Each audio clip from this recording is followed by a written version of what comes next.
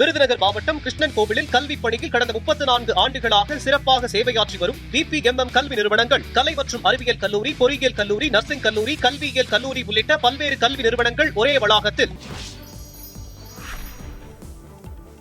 நாடு முழுவதும் கோலாகலமாக கொண்டாடப்படும் 80வது சுதந்திர தின விழா. டெல்லி செங்கோட்டையில் தேசிய கொடியேற்றினார் பிரதமர் நரேந்திர மோடி.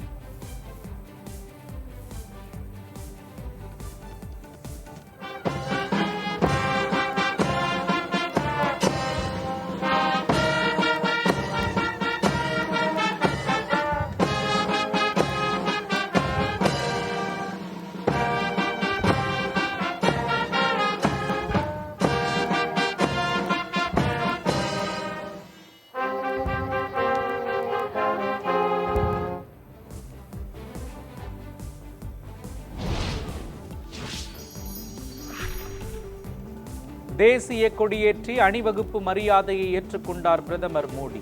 தேசிய கொடிக்கு ஹெலிகாப்டரில் இருந்து மலர் தூவி மரியாதை. महोदय, विशिष्ट दर्शक दीर्घा में मौजूद विशिष्ट अतिथिगणों को अभिवादन करते हुए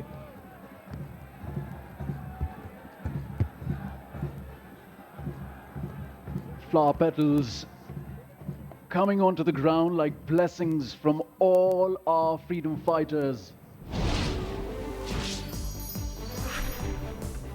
2047ஆம் ஆண்டில் இந்தியாவை வளர்ந்த நாடாக மாற்றுவோம். சுதந்திர தின உரையில் பிரதமர் மோடி திட்டவட்டம்.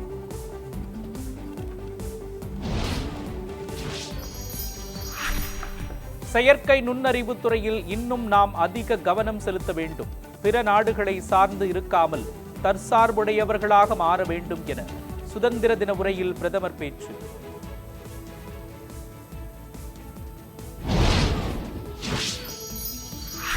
இந்தியாவில் மின்னணு பொருட்களின் தயாரிப்பு 7 மடங்கு அதிகரித்துள்ளது. நவீன ரயில் பெட்டிகளின் உற்பத்தி 21 மடங்கு உயர்ந்துள்ளதாக பிரதமர் மோடி பெருமிதம்.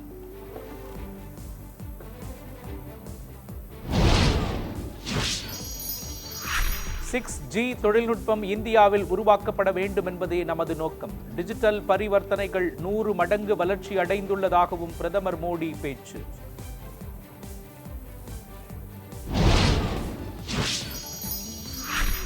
சுதந்திர தினத்தையொட்டி சென்னை கோட்டை கொத்தளத்தில் தேசிய கொடியேற்றினார் முதலமைச்சர் விஜய். வீரர்களின் அணிவகுப்பு மரியாதையையும் ஏற்றுக்கொண்டார்.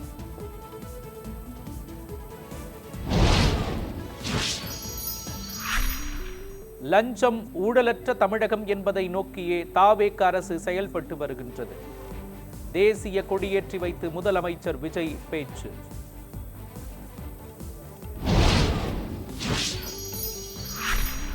அறிஞர் அண்ணா பிறந்த நாளன்று தாய்மாமன் தங்க மோதிரம் திட்டம் தொடங்கப்படும் என முதலமைச்சர் விஜய் அறிவிப்பு.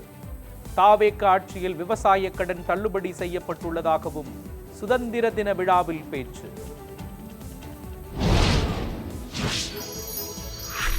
பல்வேறு துறைகளில் சேவை புரிந்தவர்களுக்கு விருது வழங்கி கௌரவித்தார் முதலமைச்சர் விஜய்.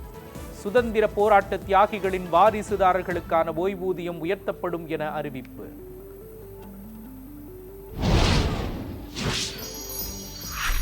பாஜகவுடன் திமுக நேரடி கூட்டணி அமைத்துள்ளது. டெல்லியில் திமுக சரணடைந்து விட்டதாகவும் அமைச்சர் நிர்மல்குமார் பேட்டி. நாடாளுமன்றத்தில் திமுக உறுப்பினர்களின் இருக்கை இடமாற்றம் தொடர்பாக சபாநாயகரிடம் பேசுவதற்காக தேநீர் விருந்தில் பங்கேற்றேன். கனிமொழி MP விளக்கம். வருகிற 22ஆம் தேதி நடக்கிறது திமுக தலைமை செயற்குழு கூட்டம். கட்சியின் தலைவர் மு.க. ஸ்டாலின் தலைமையில் நடைபெறுவதாக அறிவிப்பு.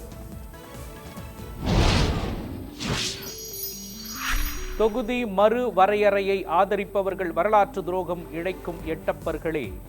அன்புமணி அடிப்படை புரிதலற்று பேசுகிறார் என காங்கிரஸ் மாநில தலைவர் மாணிக்கம் தாகூர் விமர்சனம். தாமிரபரணி ஆற்றை தூய்மைப்படுத்தாமல் கரையை அழகுபடுத்துவதா என பாமக தலைவர் அன்புமணி கேள்வி. தாமிரபரணி ஆற்றில் கலக்கும் கழிவுகளை தடுக்க வேண்டும் எனவும் வலியுறுத்தல். செங்கல்பட்டு, காஞ்சிபுரம், ராணிப்பேட்டை, திருவண்ணாமலை, மதுரை ஆகிய மாவட்டங்களில் மழைக்கு வாய்ப்பு. வானிலை ஆய்வு மையம் தகவல்.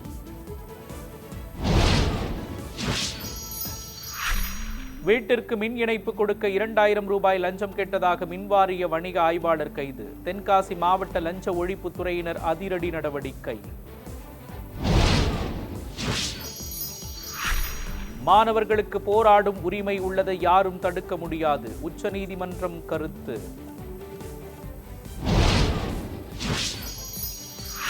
சாவர்கர் குறித்து சர்ச்சைக்குரிய வகையில் பேசியதாக ராகுல் காந்தி மீது தொடரப்பட்ட அவதூறு வழக்கு.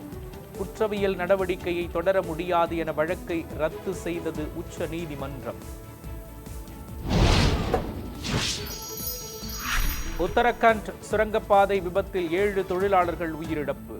மாயமான 3 பேரை தேடும் பணி தீவிரம். இந்தியா வருகிறார் ஈரான் அதிபர் மசூத். செப்டம்பரில் டெல்லியில் நடைபெறவுள்ள பிரிக்ஸ் மாநாட்டில் பங்கேற்கிறார்.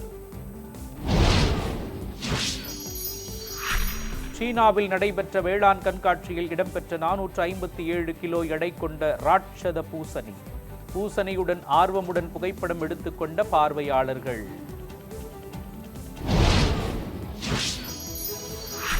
மீண்டும் வெடித்தது இத்தாலியின் எட்னா எரிமலை. நெருப்பு குழம்புடன் சாம்பலும் புகையும் வெளியேறுவதால் விமான சேவை பாதிப்பு.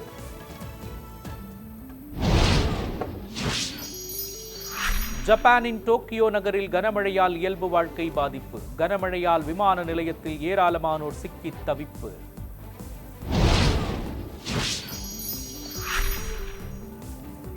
ஆஸ்திரேலியாவுக்கு எதிரான டெஸ்ட் போட்டியில் வங்கதேச வீரர் தன்ஷித் ஹசன் தமீம் சதம் அடித்து அசத்தல்.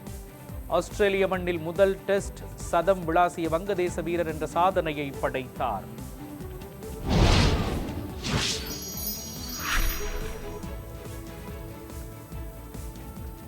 சர்வதேச ஓபன் டென்னிஸ் சாம்பியன்ஷிப் தொடர் வரும் நவம்பர் 2ஆம் தேதி சென்னையில் தொடக்கம். தமிழ்நாடு டென்னிஸ் சங்கம் அறிவிப்பு.